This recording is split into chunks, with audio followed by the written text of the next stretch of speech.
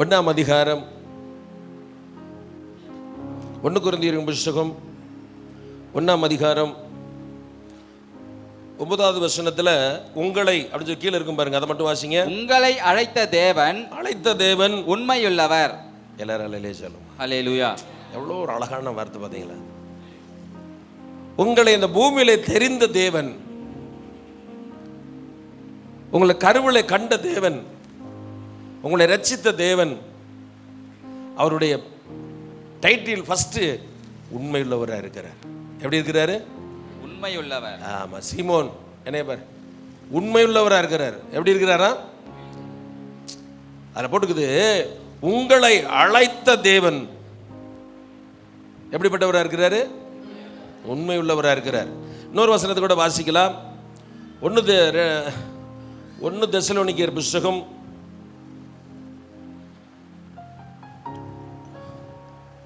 3ஆம் அதிகாரம் நினைக்கிறேன்.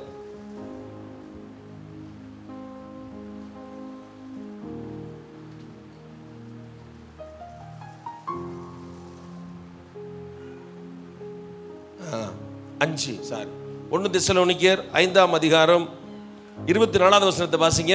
உங்களை அழைக்கிறவர் பாத்தீங்க, அழைக்கிறவர் உண்மையுள்ளவர். அவர் அப்படியே செய்வார். எப்படி செய்வார்? அப்படியே செய்வார். இன்னைக்கு என்னெல்லாம் பேசினாரோ அப்படியே செய்வார். ஆமென். அல்லேலூயா. அல்லேலூயா. உங்க கூட என்னென்னலாம் பேசினாரோ, எப்படியெல்லாம் பேசினாரோ அப்படியெல்லாம் தேவன் செய்வார். அதை யாரும் தடை பண்ண முடியாது, யாரும் தடுக்க முடியாது. கர்த்தருக்கு ஸ்தோத்திரம். இன்னொரு இடத்துல போட்டிருக்குது, 1 தீமோத்தேயுவின் புத்தகம்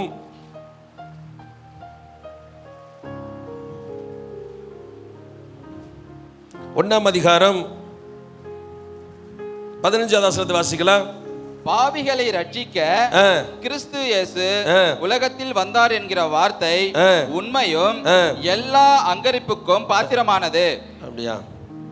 ஒரு வசனம் இருக்குமே, உண்மையும் எல்லா அங்கீகரிப்புக்கும் எப்படி இருக்கிறாரு? பாத்திரமானது. அது நல்ல வசனம் தான். ஆனால் இன்னொரு வசனம் இருக்குது,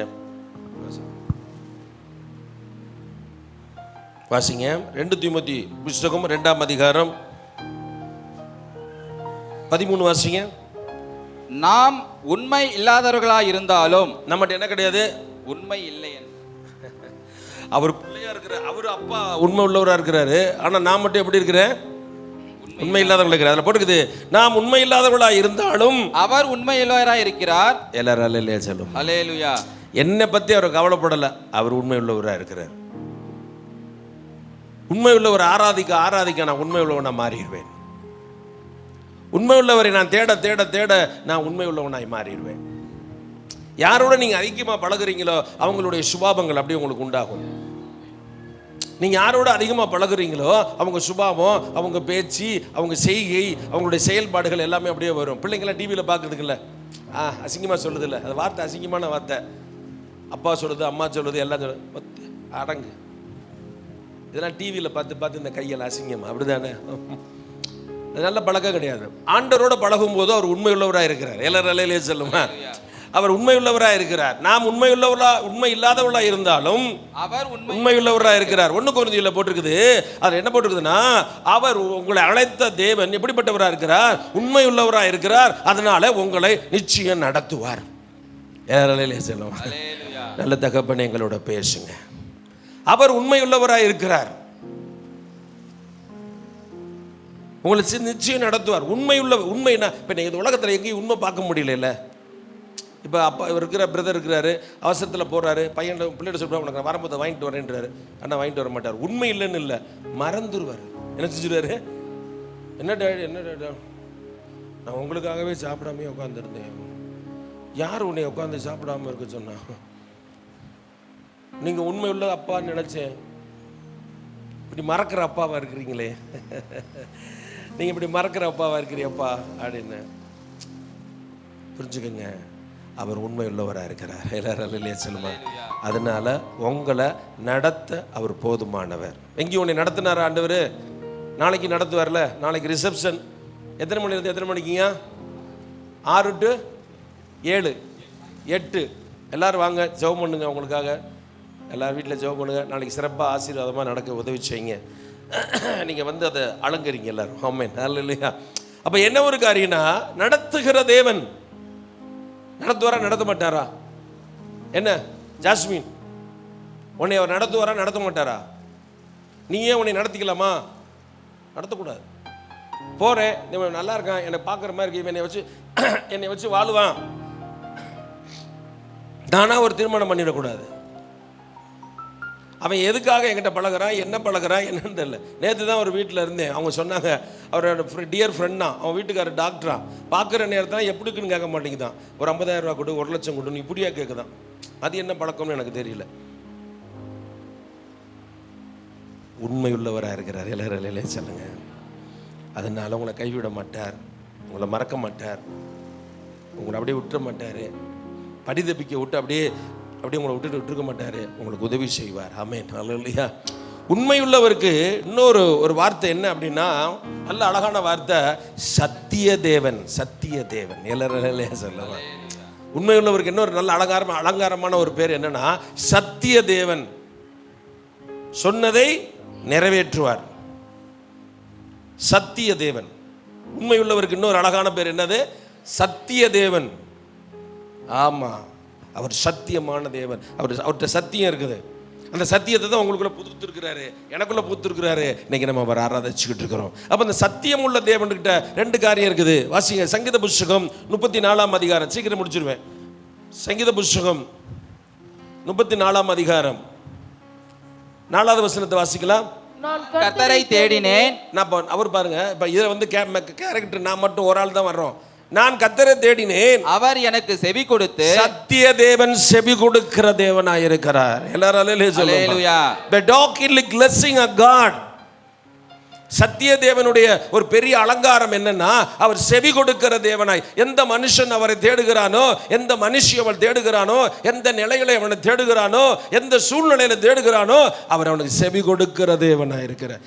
நீங்க ரோட்ல போய்கிட்டு இருக்கிறீங்க, ஒருத்தவங்க உங்களை பார்க்குறாங்க, ஐயா நீங்க கண்டுக்கவே மாட்டீங்க. எனக்கு அவர் கண்டுக்கணும்னு அவசியம் கிடையாது.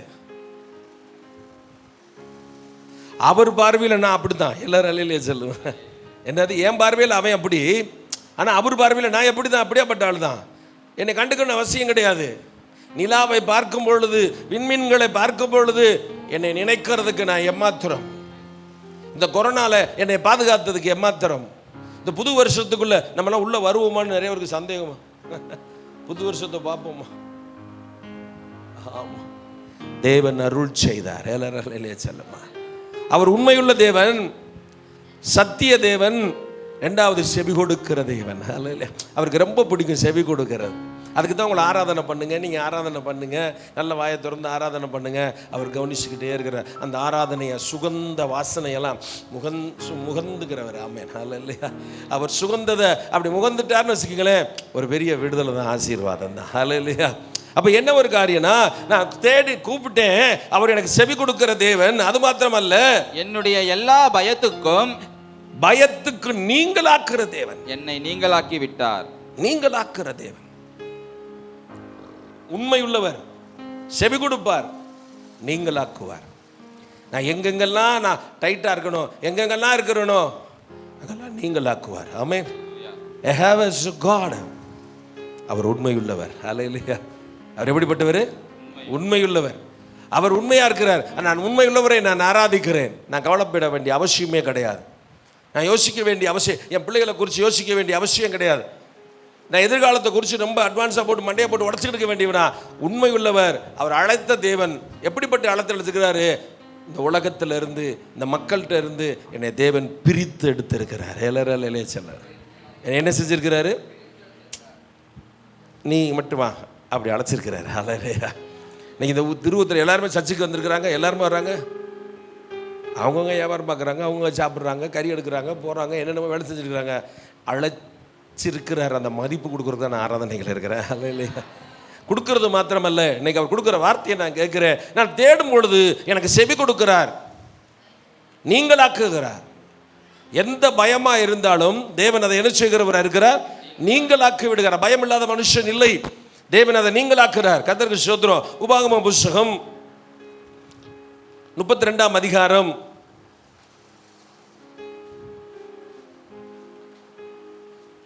4வது வசனத்தை வாசிங்க. அவர் கண்மலை. அவர் சொல்றாரு, அவர் என் கண்மலை. நல்லா புரிஞ்சுங்க, அவர் என் கண்மலை. என்னது? கண்மலை. என் கண்மலை. கண்மலைக்கு என்ன தெரியுமா? கண்மலைனா கிறிஸ்து. இளரலையிலே சொல்லுமா, கண்மலைனா கிறிஸ்து. ஆமா, கண்மலை. அவர் சொல்றாரு, அவர் என் கண்மலை, அவர் கிரியை உத்தமமானது. நல்லா புரிஞ்சுக்கொள்ளுங்க. என்னை ஏன் இப்படி படைச்சிங்க சொல்லக்கூடாது. இன்னைக்கு எப்படி சந்தோஷமா 2 பேர் இருக்கிறீங்களோ 10 வருஷம் கழிச்சாலும் இதே சந்தோஷம் இருக்கணும். அப்படிதானே? அவர் கிரியையில் கொஞ்சம் கூட கிடையாது. அவர் சொல்றாரு, என்ன போட்டுக்குதுன்னா, அவர் கிரியை உத்தமமானது. உத்தமமானது. உத்தமமானது. எனக்கு ஏன் இப்படி செஞ்சீங்க? ஏன் என்னை இப்படி படைச்சிங்க? ஏன் என்னை கட்டையா படைச்சிங்க? ஏன் என்னை நெட்டையா படைச்சிங்க? எனக்கு மாத்திரம் ஏன் இப்படி சொல்லக்கூடாது? அவர் கிரியை உத்தமமானவர். ஹல்லேலூயா. என் கிரியை நல்லா இருக்குதா? என் பேச்சு சரியா இருக்குதா? இங்கே பேசுகிறேன், அங்கே சொல்லிக் கொடுக்குறேன், அங்கே பேசுகிறேன், இங்கே சொல்லிக் கொடுக்குறேன், சொல்லாத சொல்லிக் கொடுக்குறேன், சொன்னதை சொல்லிக் கொடுக்குறேன், ஒரு வித்தியாசமாக செய்கிறேன் நான். என் கிரியை உத்தமம் இல்லாது. ஆனால் அப்பா அழைச்சவர் இருக்கிறாரு, அவருடைய கிரியை உத்தமமானது. அவர் கண்மலை மாத்திரம் அல்ல, அவர் கிரியை எப்படிப்பட்டது? உத்தமமானது. ஆமா, அவர் கிரியை உத்தமமானது. அவர் வழிகள் எல்லாம் நியாயம். அவர் வழியெல்லாம் நியாயம். உத்தமம். அவர் நியாயமானவர். எனக்கு நியாயம் செய்திருக்கிறார். உங்களுக்கு எனக்கு என்ன செய்கிறவரா இருக்கிறார்? அவன் என்ன எப்படியோ அவனும் அப்படியே இருக்கிறார். நீதிமொழிகளை வாசிக்கிறோம். உங்க எண்ணத்தை சரிப்படுத்துங்க. நீங்க உண்மையா தேடுங்க. நல் மனசா இருங்க. யதார்த்தமா இருங்க. அவர் நியாயம் செய்யாம இருக்க மாட்டார், நியாயம் செய்வார். அவர் வழி கிரியை எல்லாம் உத்தமமானது. அவர் வழிகள் எல்லாம் நியாயம். அவர் வழிகள் எல்லாம் நியாயம். அவர் நியாயக்கேடு இல்லாத சத்தியம். ஆமா, என்னை எப்படி படைச்சிருக்கிறீங்க, அவன் அப்படி எல்லாம் விஷயத்தோட வச்சிருக்கிறார். எல்லாரும் அலையிலேயே சொல்லுமா, நியாயக்கேடே கிடையாது. நியாயக்கேடே கிடையாது. நியாயக்கேடு இல்லாத மனுஷன் அவர். நியாயக்கேடு இல்லாத சத்தியமுள்ள தேவன். அதான் சொன்னேன், சத்திய தேவன். எல்லாரும் அலையிலேயே சொல்லுமா, அவர் சத்திய தேவன். அவர் சத்திய தேவன். அவர் சத்திய தேவன். அவர் நீதியும் செம்மையுமானவர். நீதியும் செம்மையுமானவர். நீங்க ஆண்டவருடைய அந்த உண்மையின் அலங்காரம்லாம் நம்ம வாசிக்கிறோம். ஹல்லேலூயா.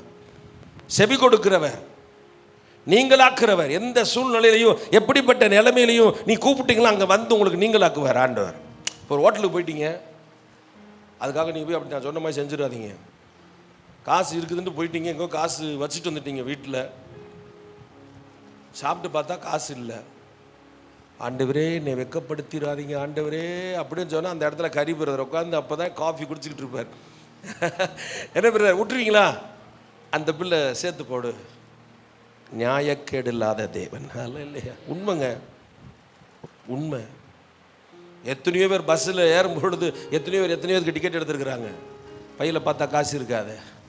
நிறைய காரியங்கள், நிறைய சாட்சி சொல்ல முடியும்.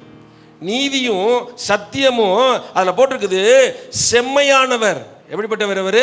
நீதியும் செம்மையும். நீதியும் செம்மையுமானவர். இதில் நிறைய இருக்குது. அவர் கண்மலை, உத்தமம், நியாயம், நியாயக்கேடு இல்லாதவர், சத்தியம் தேவன், நீதி, செம்மையானவர். அல்லேலூயா. நான் அப்படிப்பட்ட ஒரு அலங்காரத்தை ஆராதிக்கிறேன். பயப்படலாமா? எல்லாரும் அல்லேலூயா சொல்லுமா. இவர் நடத்துவாரா, நடத்த மாட்டாரா? நான் அவரை தேடிட்டேனாலே. ஞானஸ்தானம் எடுத்ததுக்கு பேர் என்னது? ஞானஸ்தானம் எடுத்ததுக்கு நல்ல பேர். நீங்களும் அப்படியே இருங்க, நானும் அப்படியே இருக்கிறேன். ஒப்புக்குட்டியா? என்னடா பப்பு குட்டி பப்பு குட்டி? ஞானஸ்தானத்தினுடைய முதல் அலங்காரமே சொல்லுங்க என்னன்னு. இப்படி எல்லா நீதியும் நிறைவேற்றுகிறது நமக்கு. இயேசு சொன்னாரா, சொல்லலையா? அப்போ ஞானஸ்தானம் எடுத்தது நீதி. நான் இன்னைக்கு ஒரு இடத்துக்கு போகும்போது நான் உங்களுக்காக ஜெபிச்சுக்கிட்டே இருக்கிறேன். இன்னைக்கு சொல்லிட்டு வந்தேன், கிளம்பி வாங்க, உங்கள் 2 பேரும் முழுக்கு ஞானஸ்தானம். எல்லா ஞானஸ்தானம் கிடையாது. தெளிச்சது, ஊதுனது, சின்ன பிள்ளை, எனக்கெல்லாம் சின்ன பிள்ளையிலையும் ஞானஸ்தானம் கொடுத்துருக்குறாங்க. அதெல்லாம் ஞானஸ்தானமா? ஏசு கரையேறினார். எல்லாரும் அலையிலேயே சொல்லுமா. ஏசு என்ன செஞ்சார்? கரை ஏறினார். அவர் எத்தனை வயசுல ஞானஸ்நானம் எடுத்தார்? அதுக்காக நீங்கள் 33 வயசுல ஞானஸ்நானம் எடுத்துட்டு இருக்காதீங்க. ஒரு ஞானம் வந்துருச்சு, இயேசு தான் தெய்வம், டக்குன்னு ஞானஸ்நானம் எடுத்துடணும். அது நீதி. அப்போ நீங்கள் அந்த நீதியை நிறைவேற்றினீங்கன்னா உங்களை முழுக்க பாதுகாக்கிறது அவருடைய நீதி. நீங்கள் கூப்பிடுக்கிற சத்தத்துக்கு அவர் செவி கொடுக்கிறது நீதி. உங்களை எல்லா இடங்கள்லேருந்து நீங்களாக்குறது அவருடைய நீதி. செம்மையானவர், எல்லாரும் இல்லையா சொல்லுவாங்க, செம்மையானவர். சீக்கிரம் முடிக்கிறேன். அப்போ அழைத்தவர் என்ன செய்வார்? பாதுகாக்கிறவர். அதாங்க கண்மலை. அல்ல இல்லையா? அழைத்தவர் உண்மை உள்ளவர், நிச்சயம் நடத்துவார். சீக்கிரம் எடுக்க முடிச்சிருவான். ஒரு 4-5 வசனம் தான், ஒரே இடத்துல தான் இருக்கும். மார்க் எழுதின சுவிசேஷம் 4ஆம் அதிகாரம் 35வது வசனத்தை வாசிக்கலாம். தேவனுடைய சித்தத்தின்படி செய்கிறவன் எவனோ. அப்படியே நீ படிச்சுக்கிட்டே இரு. மார்க் 4. அன்று சாயங்காலத்தில் அவர்களை நோக்கி, இப்ப சும்மா இருக்கிறவங்களை எங்க கூப்பிட்டாரு? நம்ம இப்ப 20ல இருந்து 21 என்னைக்கு வந்து எங்க வந்திருக்கிறோம்? அப்பா அக்கறைக்கு வந்திருக்கிறோம். எல்லாரும் அலையிலேயே சொல்லுவோம்.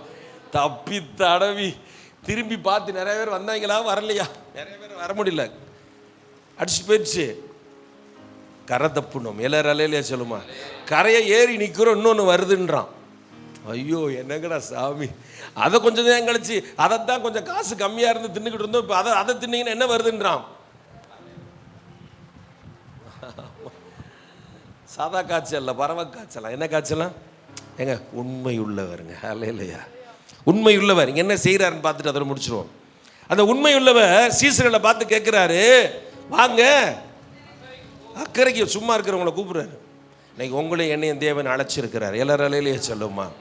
அழைச்சாருன்னா உங்களை ஃபுல்லாக பாதுகாத்துக்குவாருங்க. ஃபுல்லாக பாதுகாத்துக்குவார். நீங்கள் பயப்பட வேண்டிய அவசியமே இல்லை. உங்கள் படகு சரியாக போய் சேர வேண்டிய இடத்துல சேரும், நடத்த வேண்டிய நடத்துவார், எல்லாம் செய்வார் ஆண்டவர். இல்லையா? பவுலை பார்த்து சொன்னார், பிராணசேதனமே வராது போ அப்படின்னார். என்ன சொன்னார்? பிராணசேதம் என்ன செய்யாது? இவங்க கீழ்ப்படியாதனால கப்பலையும் இந்த இருக்கிற சரக்கையும் காலி பண்ணுவேன்னாரு.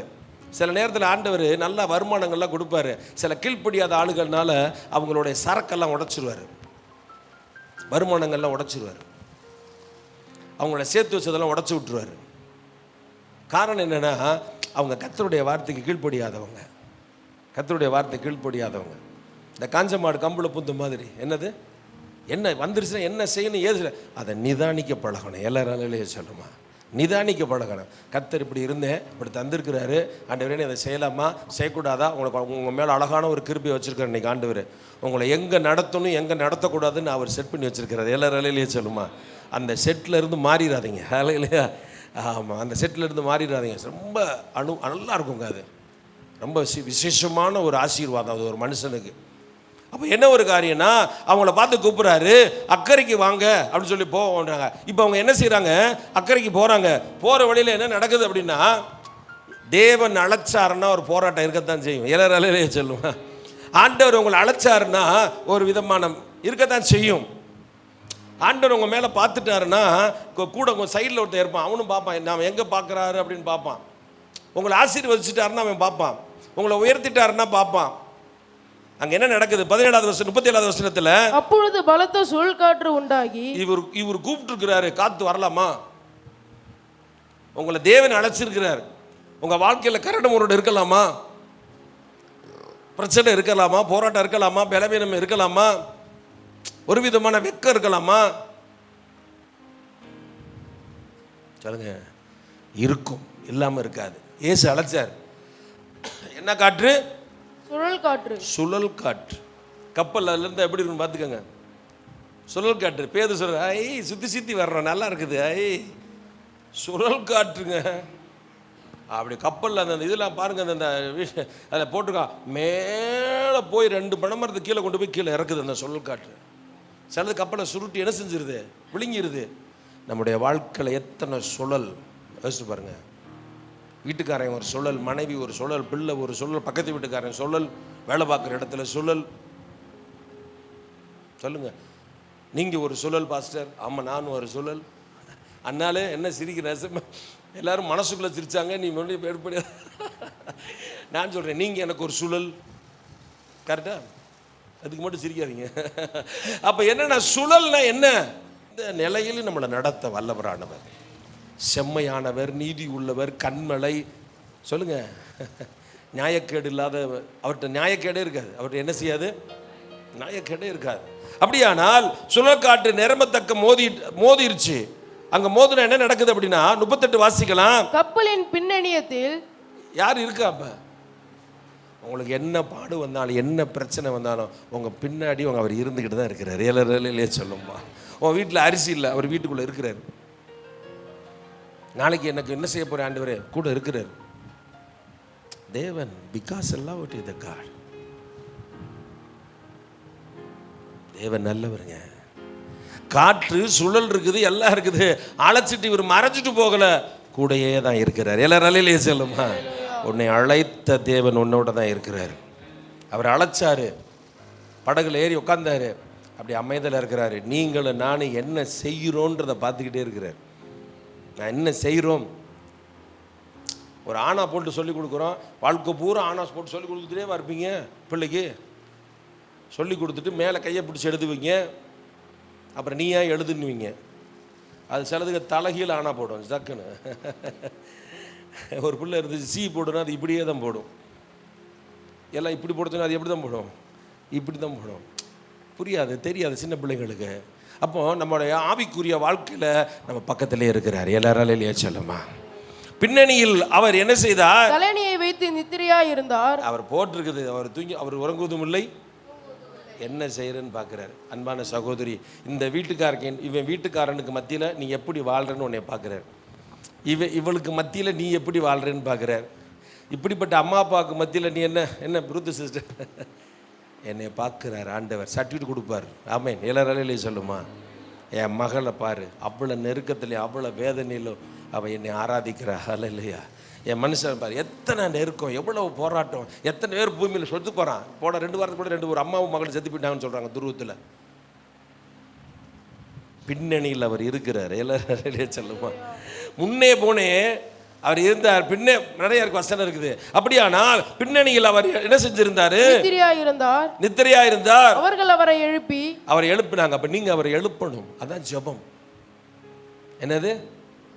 ஐயரே மடிந்து போகிறோம். அதான் 24 நேரம் ஜெபம், அதான் ஆராதனை ஜெபம் எல்லாமே. அவரை எழுப்பணும். அவருக்கு தெரியும், தெரியாமல் இருக்க. நீங்க அவரை எழுப்புறீங்களா, இல்லை உங்க உபாய தந்திரங்களை வச்சு யோசிக்கிறீங்களா, இல்லை உங்க பணத்தை வச்சு காரியத்தை சாதிச்சிடலான்னு நினைக்கிறீங்களா? எப்படி உங்க உறவுகளை வச்சு சாதிச்சிடலான்னு நினைச்சிருக்கீங்களா? போட்டிருக்கிற ஜமிக்கி டமுக்கு இதுகளை வச்சு காரியம் சாதிச்சிடலான்னு நினைக்கிறீங்க. அப்படி தானே? ஒரு பிரச்சனை, இதை கலட்டி வைக்கிறீங்க, சரியா போச்சு, சரி ஆண்டவர் தேடல. இன்னொரு பிரச்சனை, இதை கலட்டி வைக்கிறீங்க, சரியா போச்சு. பிரச்சனைக்கு மேலே பிரச்சனையாக வந்து இருக்குது. மொதல் பிரச்சனையை அவர்கிட்ட போயிடணும். எல்லாரும் எவ்வளோதான் இருக்குது.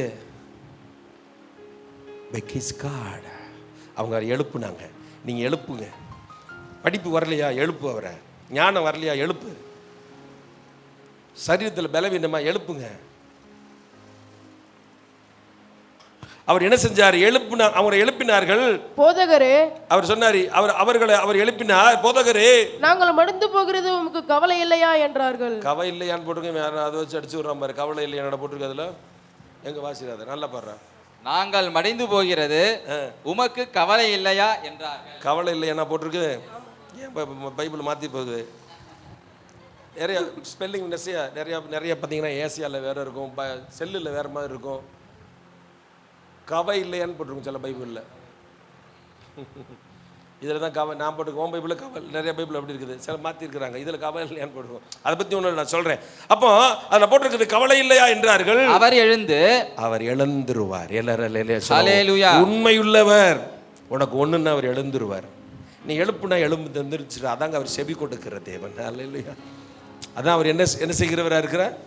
அவர் சொன்னார், உன்னை தொடுகிறவன் என் கண்மணி. வீட்டுக்காரர் தான் ஓரளவு பார்த்துட்டே இருப்பார், அப்புறம் தொட்டுவார் ஆண்டவர். பக்கத்து வீட்டுக்காரராக இருந்தாலும் யாராக இருந்தாலும். அதில் போட்டிருக்குது, அவர் என்ன செய்தார்? எழுப்பினார்கள். அவர் எழும்பி காற்றை அதட்டி, அந்த காற்றை அதட்டுறதுக்கு ஒரு சக்தி அவர்கிட்ட தான் இருக்குது. எல்லாரும் எப்படி காட்டுனா, ஒவ்வொருத்துக்கும் ஒவ்வொரு சாபத்தின் காற்று.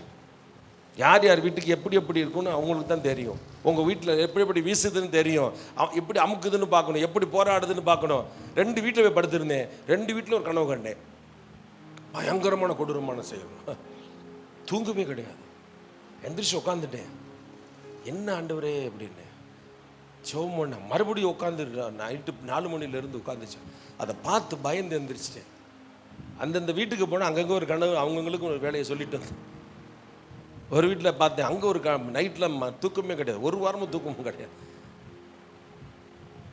தேவன் எழும்புகிறவர். எல்லாரும் அல்லேலூயா சொல்லுவாங்க. அதுல போட்டிருக்குது, எழுந்து காற்றை அதட்டி கடலை பார்த்து என்ன செய்யாதே, இறையாதே, அமைதலாயிரு என்றார். அப்பொழுது காற்று நின்று போய் அமைதல் உண்டாயிருச்சு. என்ன அமைதல்? மிகுந்த அமைதல் உண்டாயிற்று. உங்க வாழ்க்கையில் ஒரு மிகுந்த அமைதலை தேவன் தருவார். அல்லேலூயா. கையை ஊத்தி சொல்லுங்க, என் வாழ்க்கையில், என் குடும்பத்தில், என் பிள்ளைகள் இடத்துல நாங்கள் சுழல் காற்றில் மாட்டி இருக்கிறோம் ஆண்டவரே. ஏதோ ஒரு கடன்ற சுடல் காற்றில் இருக்கிறேன், வியாதின்ற சுடல் காற்றில் இருக்கிறேன். நான் என்னை அப்படியே சின்ன பின்னமாக்குது. எழுந்தருளும் தேவனே, அதட்டுங்க, என் வியாதி அதட்டுங்க, என் வறுமையை அதட்டுங்க, என் கடனை அதட்டுங்க, என் சாபத்தை அதட்டுங்க. புட்டாக்கள் சே, என் எண்ணங்கள் எழும்புத கேடான சிந்தையை அதட்டுங்க. பாவ சாபத்தில் மாட்டி எழுந்திருக்க முடியாமல் இருக்கிற சிலெல்லாம் பார்த்தீங்கன்னா, சில பாவத்துக்குள்ளே விழுந்துட்டு எழுந்திருக்கவே முடியாது, அவனால் எந்திரிக்கவே முடியாது. தேவன் எழுப்புகிறவர். சொல்லுங்க, இந்த சுழல்ல இருந்து என்னை காப்பாற்றுங்க, இந்த மோதி அடிக்கிற இந்த நிலைமையிலிருந்து என்னை காப்பாற்றுங்க, என் பிள்ளைய காப்பாற்றுங்க.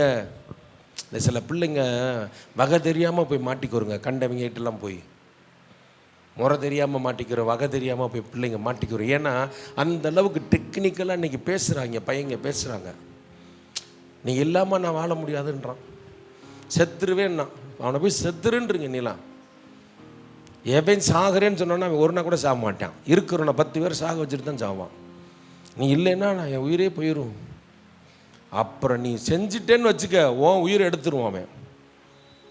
உன் உயிருக்கு கேரண்டி அவர். எல்லாரும் சொல்லுமா, நீ அழைத்தவர் உன்னை சரியாய் நடத்துவார். ஆண்டவரே சொல்லுங்க, ஆண்டவரே ஒரு மிகுந்த அமைதலை நான் எதிர்பார்க்கிறேன். அல்லேலூயா. ஆமாம், இயேசுவின் நாமத்தில் பிதாவே, ஆமென். நல்லா புரிஞ்சுக்கொள்ளுங்க. இப்போ என்ன நடந்துச்சுன்னா, கடைசி என்ன சொல்லி முடிக்கிறாருன்னா, இவங்க ஒன்றும் செய்யலை. யாருக்கும் பயம் இருக்குமா இருக்காதா? இப்போ சிலிண்டர் இருக்குது, சிறுன்னு படி ஒரு மாதிரி பிடிக்குது, எப்பான்னு குக்கர் சர்புருன்னு மேலே தூக்குது, பயப்படுவோம் பாரு. குக்கரு என்ன சவுண்டு கொடுக்குறாய் அப்படின்னு சொல்லுவீங்க. கீழே விழுந்துட்டீங்க வண்டியில் இருந்து, என்னங்க போட்டுட்டீங்க கீழே அப்படின்னு சொன்னீங்க. லூசாயா நீ மடத்தரம் வண்டியை ஓட்டி. எல்லாரும் கோப்பட்டுருவோம், பயந்துருவோம் எல்லாருமே. இப்போ இவங்களும் அந்த மாதிரி இருந்துக்கலாம். ஆனால் அதை கூட செய்யக்கூடாதுன்னு ஆண்டவர் சொல்கிறார். இந்த வருஷம் சொல்லி நான் முடிச்சுறேன். அடுத்த வருஷத்தை வாசிங்க. அவர் அவர்களை நோக்கி, உங்களையும் என்னையும் பார்த்து சொல்கிறாரு ஆண்டவர், ஏன் இப்படி பயப்பட்டீங்க? என்னது? ஏன் இப்படி பயப்பட்டீர்கள்? அது என்ன அப்படி ஒரு பயம்? பயந்துட்டேன். என்னது? பயந்துட்டேன். என்னத்தை பயந்துட்ட நீ? ஆண்டவர் கேட்கிறாரு, எப்படி பயந்துட்ட நீ? நான் கூட இல்லையா? கடன் உன்னை அழிச்சிருமா? வியாதி உன்னை கொன்றுமா? அழைச்சவர் உண்மையுள்ளவர். ஹல்லேலூயா. கண்மல செம்மையானவர். நீ ஆராதிக்கிற தேவன் நீதியான தேவன். சிங்கக்கபில் அப்படியே போட்டு திங்க விட்டாரா தானியேல? சாத்ராக் மேஷாக் ஆபேத்நேகோ அப்படியே தீயில எரிஞ்சுக்கிட்டு இருக்காங்க. ஏங்க கூட இறங்கிட்டாருங்க எல்லாரும். ஹல்லேலூயா சொல்லுமா. உன் தேவன் உன் வீட்டுக்குள்ள தான் இருக்கிறார், உனக்குள்ள தான், உன்கிட்ட தான் இருக்கிறார் ஆண்டவர். ஹல்லேலூயா.